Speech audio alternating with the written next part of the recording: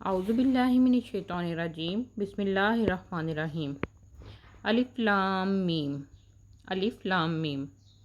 ذالک الکتاب، یہ کتاب، لا ریبہ، نہیں کوئی شک، فیہ، اس میں یعنی اس کتاب میں، ہدن، ہدایت ہے، للمتقین، متقی لوگوں کے لیے، الذین،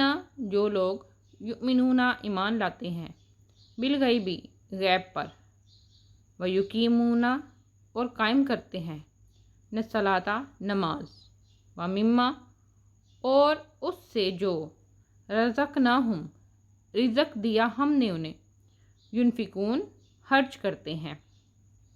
یعنی کہ جو لوگ ایمان لاتے ہیں غیب پر، غیب کیا ہے؟ اللہ تعالیٰ کو بن دیکھے جو ہے ایمان لے کے آتے ہیں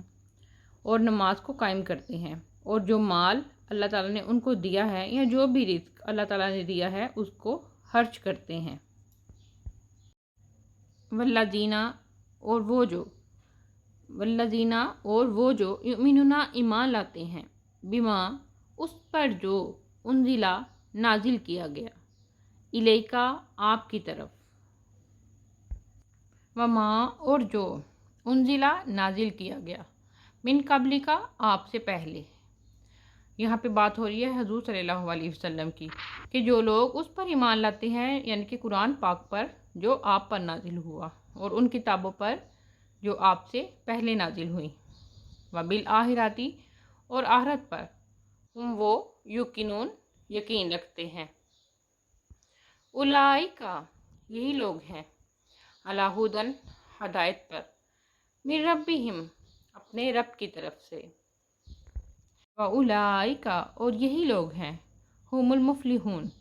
وہ جو فلاح پانے والے ہیں۔ ان الذین، بے شک وہ لوگ جنہوں نے، کفروا، کفر کیا، سواء، برابر ہے، علیہم، ان پر، انذرتہم،